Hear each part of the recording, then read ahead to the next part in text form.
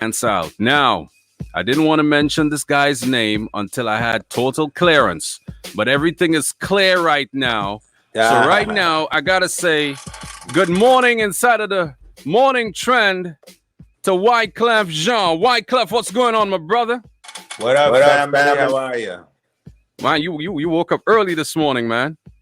Yeah, I don't really sleep. You know what I'm saying? Sleep Oh, is the you one of the cousin of few death artists where I that don't come sleep. from. I gotta say, you Uh, one of the few artists that don't sleep. At least this yeah. hour. Well, a good thing is literally like I just go from one house to the next. You know what I mean? So all good, and I have the whole studio set up, so we're good. So where are you based right now? What's your Right now between Jersey and Miami. Jersey and Miami?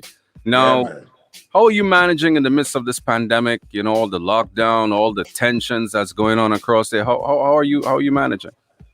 Well, we lost my uncle through Mm-hmm. the coronavirus. My wife lost her uncle too. Mm-hmm. And Sorry. my drummer lost his mom, and then 3 days later he lost his father. Mm-hmm. So it definitely hit us pretty vicious. We've been under quarantine. I think we did like 40 days, Mm-hmm. and it's a pretty crazy time. As far as like the police brutality, it's something that's real close to me. Prison reform. Mm-hmm. I got stopped by the police in California. When? Y'all could see it online. It was a big thing, Uh-huh. and mistaken identity, and I could have got lit up like any other person. You know what I mean? I Right. was wearing my Haitian bandana, which is half red, half blue, Mm-hmm. and apparently, like a block away from me in the gas station, allegedly they say a blood had robbed the gas station. Right. So when the man them pull upon me, they Mm. don't even see me. All they see is like the car and the bandana. That's how fearful they are of our complexion. You see me? And Right. and they pulled up behind me with Dracos, right? So they got out the car. They didn't even have uniform. You feel me? Yeah. So the first thing me think is, yo, man, I have my gun upon me, Right. because I'm in California, and it's like you gotta always move a certain way, protect yourself legally. You know what I mean? Yes, legal. And so the first reaction, I thought like, yo, how fast can I get out the car and run if I make a move? You feel me? And if Mm-hmm. I made the move, they literally would have shot me. And when you see the report, they said, oh, Wyclef Jean was going in the back of his trunk of his car. You feel me? And I Mm. kept telling the officer who I was. They were so fearful they couldn't even hear me. So Why would the they be case, the careful? case, just it's crazy because what happened is you have to understand when you are policing. Mm-hmm. I always say this, and I'll say it again. If you're not having police that understand those neighborhoods, they Oh, automatically gonna come with a perception. You see what I'm saying to you? that's a So valid point. right? So it's like at the end of the day, he's so fearful. All he could think about is red bandana, set, Mm-hmm. blood gang. Like he don't even. That's idea of like police reform. You know Right. what I mean? Is very very important. Mm-hmm. Well, boy, I'm sorry that you had to go through that. Right. I'm really sorry. But right now, Wyclef, for me, you're a legend. For many, you've been very influential in the. You hearing me? You hearing me, Wyclef? All right. All right. Are you hearing me? Or you have to go out and come back in. Okay, he has to go out and come back in. That's what he's got to do. Not a problem. These things happen. We inside of the morning trend right now, being brought to you with the compliments of Rick's Cafe. He's gonna go back out and come back in. Scratch Master in your company. DJ Slick here as well. And we chatting with Wyclef this morning. Had a little disruption in the connection, but he will be back. Just waiting on him to do that. And of course, this feature is being brought to you the compliments of Rick's Cafe. Don't forget Rick's Cafe. They've got a new item on their menu that you definitely got to check out. It's their meatball hoagie, all beef meatballs simmering in their signature pesto palm marinara sauce. All right, Wyclef is back. Yeah, Wyclef, you Yeah, hearing me now? yeah, All no right, problem. If you have the difficulty, because sometimes the Wi-Fi cut out.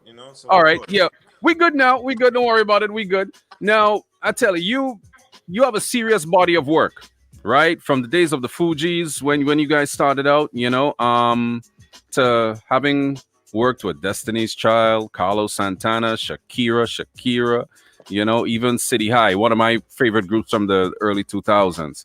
How does that, how do you feel about that? I mean, did you ever anticipate from the 90s to now that, your career would have lasted this span of time?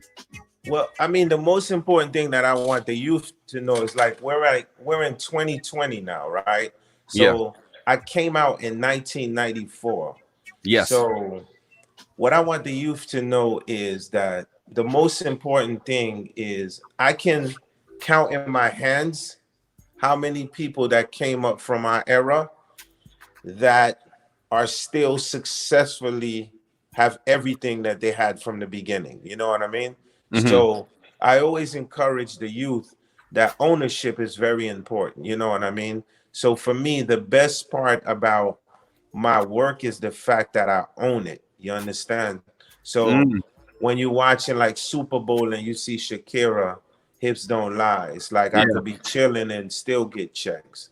When you Right. hear DJ Khaled, with Rihanna, 1 billion streams. I own 70% of those records. That's when she did So Wild Thoughts, which is a sample yeah, of of my original yeah, record with Santana. with So Santana. me, I encourage kids that writing is as important. Writing and producing sometimes is more important than just being an artist.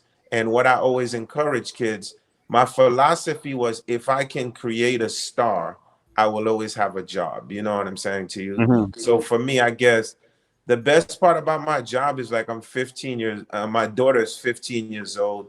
And when she go to the garden and she see Drake say, Uncle Wyclef, you feel me? And when you have like kids like Young Thug that's 24 years old and they have songs named after me, you know what I mean? So Right. for me, the impact of more so the work is the substance. You see me? Because Hmm. at the end of the day, I never compromise who I am and Hmm. I never compromise the material to adjust to any form of what's going on. You see me? Right. That is very interesting. Now, Yeah. I'm glad you said the word substance, right? Mhm. Now, having come up 1994 to now, what would you say is the biggest difference with music for you from in the 90s to what is happening present day? Well, I would say like if you go all the way up to 2018, 2019, I have one of the biggest streaming songs on Spotify. It's called Acoustic Trap, right? Hmm. So as a producer, every genre of music, I could break it down and I understand it.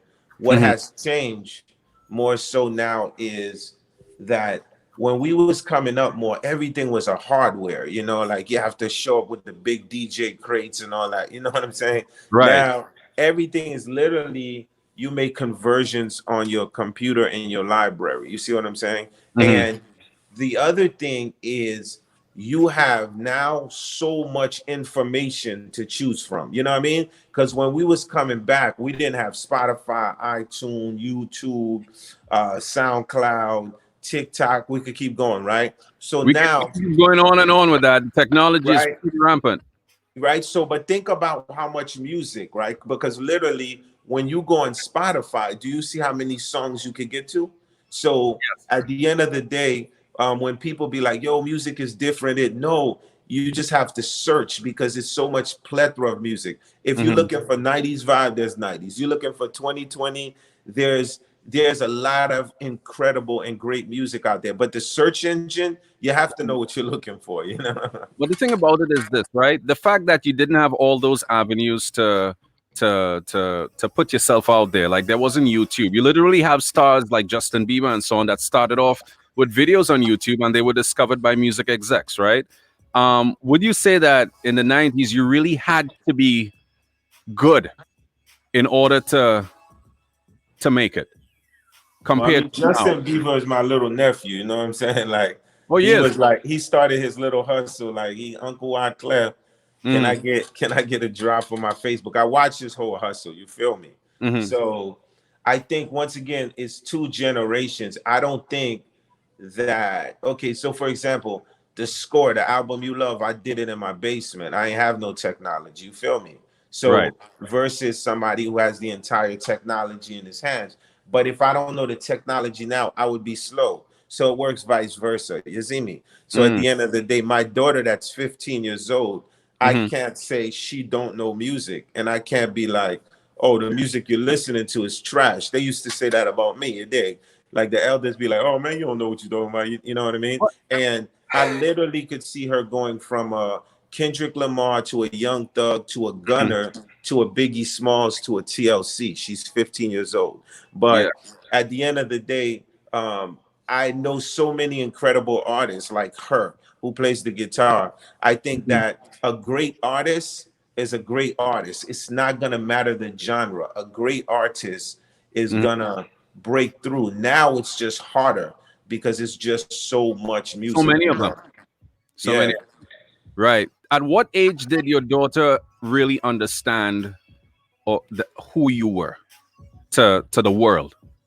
Well, my daughter, I would say probably if probably like 6 years old, Right. because I always like when she's very little, I traveled with her. Like when I was running for president of Haiti, I Hmm. bring her with me. I used to bring her to in Christmas to the ghetto. The roughest ghetto in Haiti is called Cité Soleil, like Hmm. insane. So I would bring her, she would bring gifts for the people because I always wanted her to be raised with that vibe of like, yo, this is where your daddy come from. You feel me? So at Yeah. the end of the day, these are my people, and never be scared of them. And at the end of the day, help when you can help. You see me? What would you say is the biggest misconception of Haiti?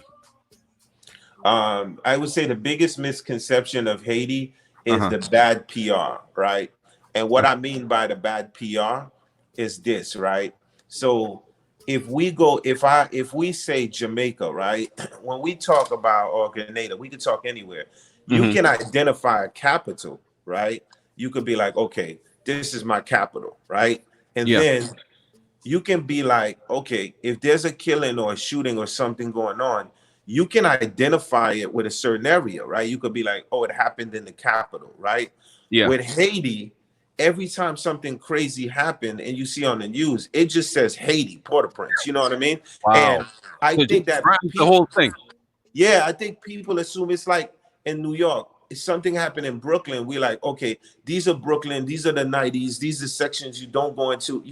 With Hmm. Haiti, all you hear is Haiti. You know what I'm saying? Like, yo, they burning down Haiti. Somebody got Wow. kidnapped in Haiti, they got shot in Haiti. And what I'm trying to explain to you is that you have the capital, right? The reason why all of this is going inside of the capital, right, is Port-au-Prince, is because the capital was designed, man, originally for no more than 500,000 people. It's 3 million people in the capital. You see what I'm saying to you? Capital alone.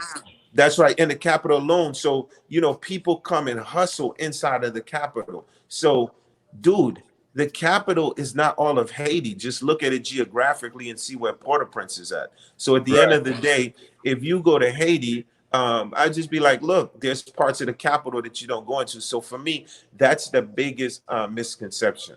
Wow. That is interesting. I didn't even look at it that way.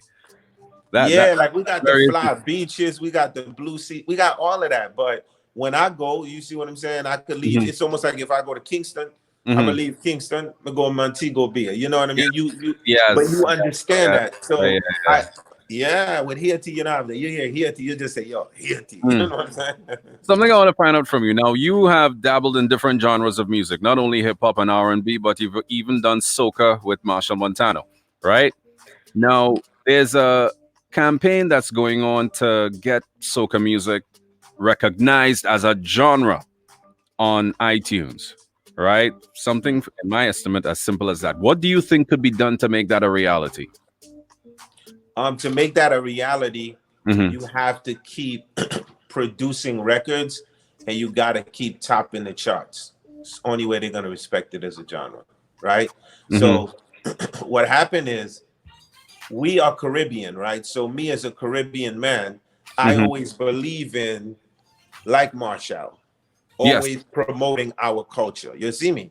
Yeah. So what happens is, but there's not enough of us that's protecting and promoting the culture, right? So for example, if some of the international producers, I'm not gonna say their names, Yes. or I might, I don't care. But they go and then they strip from the soca music, they strip from the Caribbean, and then it becomes a pop hit, right? And they never acknowledge, right? So it's like, Got it's it. almost like if I did the record Carnival and I Yeah. didn't include Marshall Montana in it. You see me? Like, it's like at the end of the day, or if Marshall does something relating to Haiti, he don't put me in it with a compa beat. You know what I'm saying? Right. So, but the only thing that I want y'all to understand, only thing in my world they respect is success, right? It's almost like you got to keep beating it in their heads. You got to keep writing, producing, and that's how you're going to top the chart, right? So Afrobeat became respected because of exactly what you said. You see what I'm saying? They Oh would yeah. not let down. The producers and writers, they kept going strong. The kids Hmm. kept smacking. You get so much hits on the Spotify, then Yeah. they have to recognize you as a genre. Right. So Right. there's two ways. You do fight for the petition one, but understand, in this business, it's like you running a marathon. No one care about nothing. The only thing, they can't even hear you. All they care about is, oh, you got a hit song. Hits is the only thing that make noise. If you streaming numbers, they automatically go, yo, who's this? You know how many incredible soca artists we have, like, that have been killing the game and constantly continue to kill the game. And Uh-huh. you can always hear they music reference or they beats reference in other music, but people don't give them credit. So it's important. Like, if we give Jamaican music, but keep in mind, right? So how did reggae get recognized as a genre? Exactly. You see me? So the fighting can't stop. The new young generation that's coming up in the islands gotta look at the motto of Afro beats, meaning like don't stop, keep pushing and pushing and pushing, because the only thing they're gonna respect is a hit. That that is facts. That is facts. Now, Yeah. just about to wrap up here now. I can't forget this guy. I interviewed this gentleman on Monday, right? You Mhm. did some work on his album. I'm talking about Dre Island here. You even complimented the body of work he had with his album. How did you end up working with Dre Island?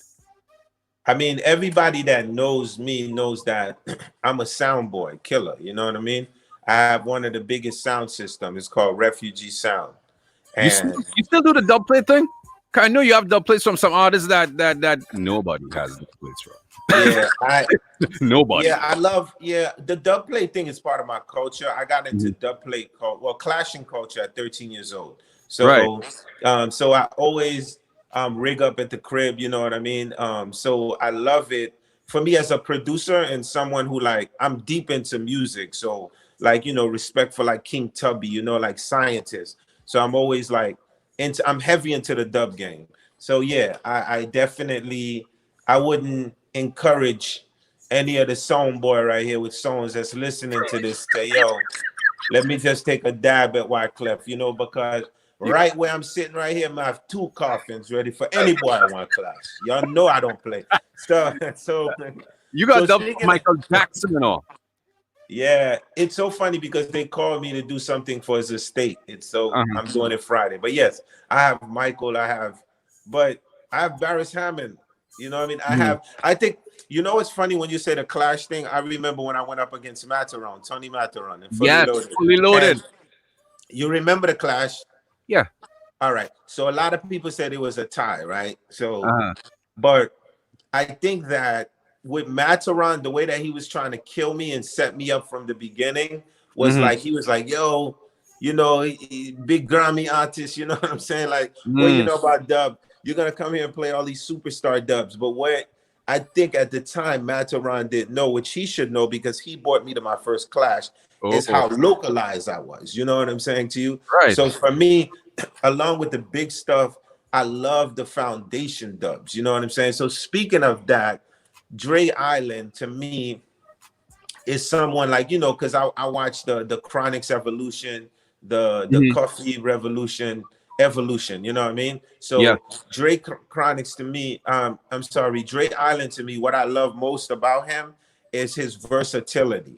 And the thing about this, for you to have a long haul of longevity, it's about the versatility. So I had this song called Justice, you know what I'm saying, in New York, like, ain't no killers here. And Mhm. for me, I feel like the issue of Floyd is a bigger issue than just America. It's a Right. worldwide issue. We have police brutality everywhere. That's why it has the domino effect. And for the music of Dre Island, Pray, different music, I felt like he would come on a record and give a point of view of living in the Caribbean, how the vibe is for him. You know what I mean? Right.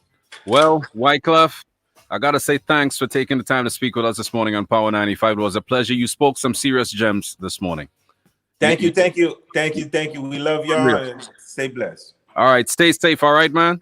King, bless. All right, that was Wyclef Jean inside of your morning trend exclusively on Power 95. You know how we do inside of the Power Morning Show. That came to you, by the way, with the kind compliments of Rick's Cafe. Walk in, dance out. I mentioned to you that Rick's Cafe, they have their all-time classic meatball hoagie, all beef meatballs shimmering. It's new, all right?